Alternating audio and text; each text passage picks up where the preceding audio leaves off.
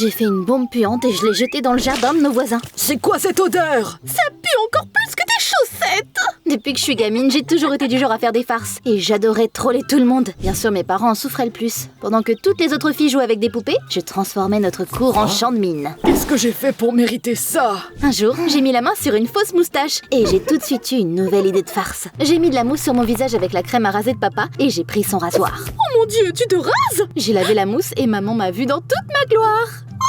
Oh, mais qu'est-ce qui se passe? C'est rien, maman a juste vu ma moustache et elle a un peu flippé. C'est ça? Cassie! Ah oui, j'ai oublié de me présenter. Hello, je m'appelle Cassie. Comme tu peux le voir, je suis une vraie troll. Un jour, mon cousin Kevin est venu me voir. C'était un garçon calme et timide. En d'autres termes, une victime parfaite. Kevin ramenait toujours un ours en peluche avec lui. Il dormait même avec, t'imagines? J'ai trouvé un jouet similaire et j'ai collé un sourire effrayant et des yeux noirs en forme de bouton sur son visage. Un soir, je me suis faufilée dans la chambre de Kevin et j'ai remplacé son ours en peluche par mon monstre. Mon cousin est allé se coucher et bientôt, toute la rue l'a entendu crier. Kevin, mais qu'est-ce qu'il y a? Mon ours en peluche s'est transformé en monstre! Mes parents ont tout de suite compris qui était à blâmer, évidemment. J'ai été punie pendant une semaine entière. Kevin est rentré à la maison le lendemain matin. Je pense même qu'il a bégayé pendant quelques mois après ma farce. Si tu penses que j'ai grandi et changé, je vais devoir te décevoir. Je suis restée pareille, mais mes farces ont évolué. Le dernier jour de l'école, avant les vacances d'été, j'ai semé le chaos à l'école comme je l'avais jamais fait avant. Tout d'abord, j'ai laissé les grenouilles de la classe de SVT sortir de leur cage. Puis, j'ai tenu un papier brûlant près d'un détecteur de fumée. C'était du pur chaos. J'ai découvert plus tard qu'il y avait des visiteurs importants dans notre école ce jour-là. Le directeur a eu des ennuis à cause de ma farce. De plus, une de mes camarades de classe avait une phobie des grenouilles. Quand une grenouille a sauté dans son sac à dos, elle l'a perdue. Mes parents ont été appelés à l'école. Ils étaient clairement furieux. T'es allé trop loin. Tu ne viens pas avec nous en vacances. On t'envoie chez ton cousin. Quoi? C'était un désastre! Mais ils vivent au milieu de nulle part. J'espère que ça t'apprendra. Naturellement, j'étais persuadée que ce serait un été infernal. La dernière fois qu'on s'était vu avec Kevin, il était pathétique. Je ne voulais pas traîner avec lui, mais personne n'en avait quelque chose à faire. L'endroit où vivait Kevin était encore pire que ce que je craignais. Ses parents m'ont conduit chez eux. Sur le chemin, je n'ai vu qu'un seul café avec un panneau cassé. J'avais l'impression d'avoir atterri dans le siècle dernier. Leur maison était à la bordure de la ville, à côté d'une forêt. Quand je suis sortie de la voiture, j'ai vu une femme. Elle était assise sur la terrasse de la maison d'à côté et elle m'a jeté un regard bizarre. Son regard m'a donné des frissons. Mais ensuite, j'ai vu le gars qui est venu nous saluer et je l'ai oublié. T'es cassé, pas vrai? Non. Mon cousin était devenu aussi beau que ça? Kevin? Il était sur le point de dire quelque chose, mais on a entendu des pas sur le porche. Et quelques secondes plus tard, un autre gars est venu nous voir. J'ai vite compris que c'était lui, Kevin. Salut, cousine! Le beau mec s'est avéré être l'ami de Kevin. Il s'appelait Fred. Kevin n'avait pas beaucoup changé, et mon envie de me moquer de lui était trop forte pour y résister. Comment va ton ours en peluche? Ça fait un moment qu'il est à la retraite. Wow, Kevin avait changé après tout. Il avait l'air beaucoup plus confiant. Une fois que j'avais déballé mes affaires, Kevin et Fred m'ont invité à un pique-nique. On s'est dirigé vers la forêt. D'autres enfants nous attendaient déjà dans une clairière. Ça, c'est Bill. C'est le plus grand nerd de la ville. Oh, la ferme, Kevin! Et voici Alexia. Enchantée! Enchantée aussi. On s'entendait super bien. Quand il a commencé à faire nuit, les garçons ont fait un feu de joie. On a mangé de la nourriture délicieuse et on a joué au Uno. Je voulais vraiment faire une blague à mes nouveaux amis. Je pouvais pas m'en empêcher. Du coup, j'ai fait semblant d'aller ramasser des branches pour le feu, mais en réalité, j'ai mis un son sur mon téléphone et je l'ai caché dans les buissons. Une fois de retour au feu, on a entendu des hurlements horribles sortir des buissons. C'est quoi ça? Peut-être que c'est juste le vent. Je voyais que tout le monde avait peur. Mais Fred a pris son courage à deux mains, a fouillé les buissons et est revenu avec mon téléphone. La vache, Cassie! T'as failli me donner une crise cardiaque! Tu sais, c'est juste une blague, mais il y a vraiment des choses horribles qui sont arrivées ici. Tu parles encore de cette légende stupide. Quelle légende? Dans les années 1980, une fille appelée Caroline vivait ici. Elle se faisait harceler à cause de son apparence inhabituelle. Elle était albinos. Un jour, quelqu'un est allé trop loin en lui faisant une blague. Caroline s'est enfuie dans les bois en larmes et elle en est jamais revenue. Plus tard, elle a été retrouvée dans un lac forestier. Elle s'était noyée. Ce lac est maudit depuis. Tous ceux qui s'y baignent disparaissent sans laisser de traces en une journée. Bill a arrêté de parler et tout ce qu'on pouvait entendre, c'était le crépitement du feu et le hurlement d'un hibou. Cette histoire me donne la chair de poule à chaque fois. Allez, c'est juste une légende urbaine. Exactement. Les parents la racontent à leurs enfants pour qu'ils ne jouent pas dans les bois. Allons nager dans ce lac. C'est pas loin d'ici. Au début, personne n'avait envie d'écouter Fred. Personne ne voulait quitter le feu et se promener dans la forêt la nuit. Mais j'adorais l'idée de partir à l'aventure comme ça. Et j'ai convaincu tout le monde de venir avec moi. On a allumé les lampes de poche de nos téléphones et on s'est dirigé vers le lac. Eh bien, qui y va en premier? Peut-être Bill. Pourquoi moi? Pourquoi, t'as peur? Non, je n'ai peur de rien. rien. Je ne m'attendais pas à ce que ça marche, mais Bill est entré dans l'eau le premier. Alexia et Kevin l'ont suivi. Puis Fred, et enfin moi. L'eau était gelée et on est vite remonté sur la rive. Puis on s'est assis autour du feu de joie un peu plus longtemps avant de rentrer chez nous. J'ai été réveillée par un bruit étrange. C'était comme si quelqu'un grattait la fenêtre avec des clous. J'ai regardé par la fenêtre et j'ai vu une silhouette blanche floue. Il faisait encore nuit dehors. Mon sang s'est gelé. Mais la seconde d'après, la silhouette a disparu. J'étais en train d'halluciner ou quoi? Le lendemain, je suis restée à la maison. Mais le soir, Kevin m'a demandé si je voulais sortir avec lui et ses potes. On est même allé au même café que j'avais vu de la fenêtre de la voiture. Tout a l'air si vieux ici. C'est rétro, bébé. Où est Bill? Je n'ai pas réussi à le joindre de la journée. C'est pas son genre, ça.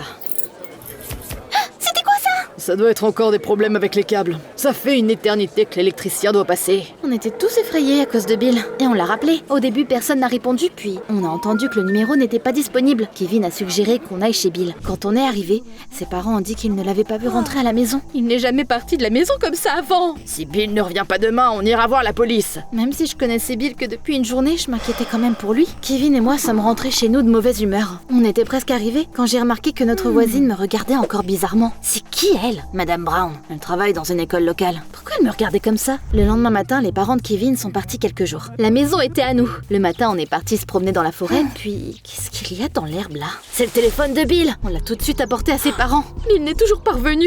On a déjà contacté la police. Bientôt, notre gang est revenu au café. C'est horrible. Les mecs, je pense que... Quoi? Je pense que Caroline a pris Bill. Il est rentré en premier dans le lac. Vous vous souvenez? Tu ne peux pas être sérieuse. Caroline n'est pas réelle. Mais il est passé au Bill alors. Kevin nous a suggéré d'aller au cinéma pour qu'on se change les idées. Le cinéma s'est avéré être aussi vintage que le café. J'ai une place à côté de celle de Fred. À un moment donné, nos regards se sont croisés. À mon grand plaisir, il a couvert ma main avec la sienne et il a souri. Je me suis sentie rougir. Comme j'aimais bien Fred, je n'ai pas retiré ma main. Après le film, il m'a demandé si je voulais qu'on aille se promener ensemble. On s'est promené dans la ville et on a bavardé. T'es pas comme les autres filles. C'est un compliment ou une insulte? Fred s'est soudainement arrêté et il m'a regardé dans les yeux. Tu penses quoi, toi? C'était extrêmement flatteur, mais son regard était trop intense pour moi et je me suis tournée. Tu veux bien me raccompagner à la maison? On était presque arrivés à la maison de Kevin quand on a vu une silhouette blanche près de la forêt. C'était celle que j'avais vue devant la fenêtre. En nous rapprochant, j'ai réalisé que c'était une fille aux cheveux blancs comme neige et à la peau pâle. Un brouillard dense l'entourait. Tu vois ça? J'ai tout de suite pensé à ce qu'Alexia avait dit. Je pense que Caroline a pris Bill. J'ai secoué la tête, essayant de me débarrasser de ces pensées stupides. Mais quand Fred et moi nous sommes rentrés dans la forêt, la fille n'était plus là. Le lendemain matin, Kevin m'a réveillée. Il avait l'air stressé. Hé, réveille-toi! Pourquoi tu me réveilles aussitôt? Alexia a disparu. Quand j'ai entendu ça, j'ai tout de suite sauté du lit. C'est quoi ce bordel? Ses parents viennent d'appeler et elle n'est pas rentrée hier soir. J'avais le ventre noué. Kevin, Fred et moi sommes allés au poste de police pour connaître les détails. Cassie, attends ici. On va essayer de savoir ce qui s'est passé. Quand les garçons sont revenus, ils ont dit que la police n'avait pratiquement aucune piste. Leur seul indice était le téléphone de Bill qu'on avait trouvé. Peut-être qu'Alexia avait raison à propos de Caroline. Tu te moques de moi? Écoute-moi, c'est logique si t'y penses un peu. Bill est rentré en premier dans le lac, non? Après, c'est Alexia. En suivant cette logique, c'est moi le prochain à disparaître. Mais c'est absurde! J'ai dit ça, mais au fond de moi, je me sentais mal à l'aise. Tu te souviens de la silhouette blanche qu'on a vue près de la forêt hier? Comment t'expliques ça? On ne tourne pas des films ici. Quoi? Tu penses qu'une équipe kidnappe des adolescents? Au final, on a décidé que Fred passerait la nuit chez nous. On a mis tous nos sacs de couchage dans le salon, mais on n'a pas réussi à s'endormir avant longtemps. Pour être honnête, j'avais peur. J'ai fini par m'assoupir, mais quelqu'un m'a secoué par l'épaule. Cassie, lève-toi! Kevin a disparu. On a couru dehors et on a commencé à l'appeler, mais mon cousin était introuvable. Mon cœur s'est serré, j'ai commencé à trembler et je me suis serrée dans mes bras. Regarde là-bas! Fred a pointé du doigt la forêt et j'ai revu la fille aux cheveux blancs. Elle tenait la main de Kevin et elle le conduisait dans les bois. Kevin! J'ai couru après eux, mais j'ai glissé et je suis tombée. Fred m'a aidé à me relever, mais au moment où on a atteint la forêt, il n'y avait plus que du brouillard. Kevin!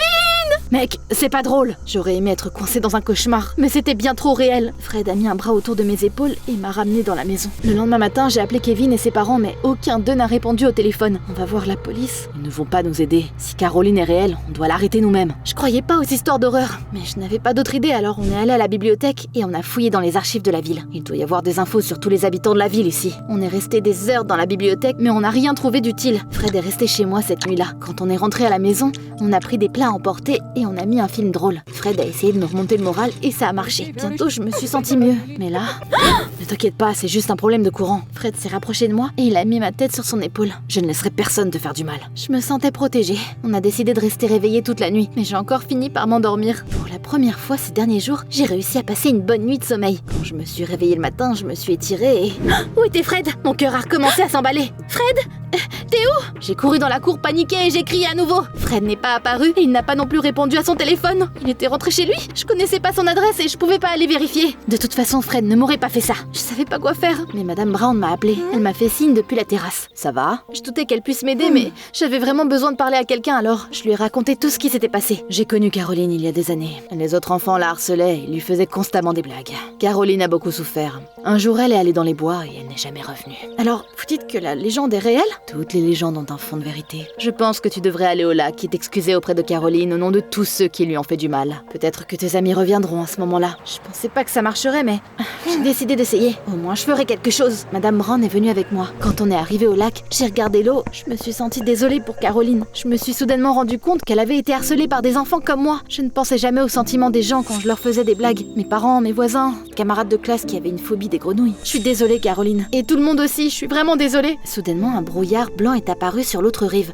Peu à peu, j'ai commencé à y voir les contours d'une personne. C'était Caroline. J'avais le souffle coupé. Mon plan avait fonctionné. Caroline a fait un pas en avant et elle a souri. J'étais pas... Elle a soudainement trébuché et elle est tombée. Mince, je vois rien. Machine à brouillard stupide là. Attends une seconde. C'était une vraie personne et pas un fantôme? T'as gâché la fin dramatique. J'étais bouche bée en voyant Kevin, Fred, Alexia et Bill sortir du brouillard. Il s'est avéré que tout avait été mis en scène du début à la fin. Quelle farce élaborée. J'ai pas oublié à quel point tu m'as fait peur quand on était gosse. Et j'ai décidé de te rendre l'appareil. Dernièrement, je me suis intéressée à l'organisation de quêtes. Je suis constamment en train d'inventer de nouvelles histoires. Quand j'ai appris que t'allais rester chez nous, j'ai décidé de te donner une leçon. J'ai demandé de l'aide à mes amis. Je savais pas quoi dire. Ils avaient donc tous fait semblant tout ce temps et je m'étais inquiétée pour rien. Tu te...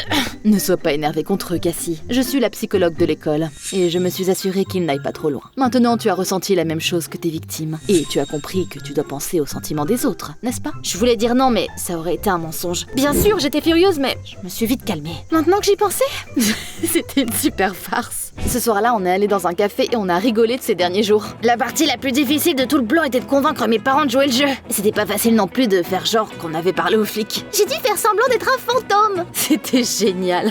J'ai vraiment cru. La seule à qui je ne voulais pas parler, c'était Fred. Pendant tout ce temps, il avait l'air attentionné, mais il jouait juste un rôle. Toutes les lumières et le brouillard avaient été son idée. Il était doué pour faire des effets spéciaux, apparemment. Bientôt, je suis revenue dans ma ville natale. Et j'ai utilisé le pouvoir de mon imagination pour faire de bonnes choses. Comme Kevin, je me suis intéressée aux quêtes.